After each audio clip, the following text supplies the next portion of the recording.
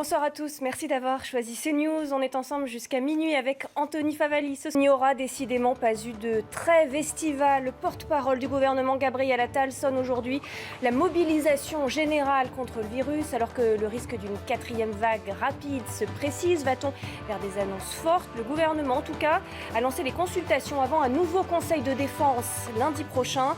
Cet après-midi, les représentants des ordres et les employeurs ont dit oui à Olivier Véran pour la vaccination obligatoire des soignants.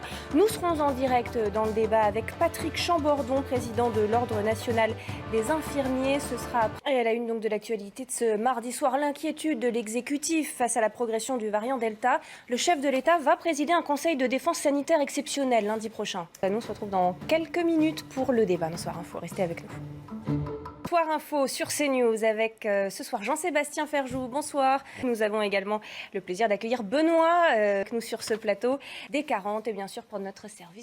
Tous les scénarios sont donc... Situation sanitaire qui préoccupe beaucoup l'Élysée depuis quelques jours. Et puis il y a le... sans équivalent en tout cas dans le avec passé la récent. résignation des Français. Encore pour cette obligation. Pour l'instant, on a une menace brandie, mais on n'a pas encore de date. Moi, je ne crois pas qu'il va y avoir... De 2 € qui tient collé quand vous Oui, êtes le vacciné. téléphone. C'est ça le problème, c'est que les deux débats se percutent.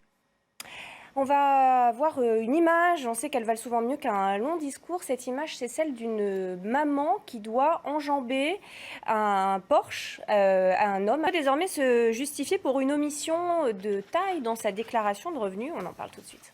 Dans la symbolique plus que dans l'efficacité. Après, en revanche, je pense qu'il faut du contrôle.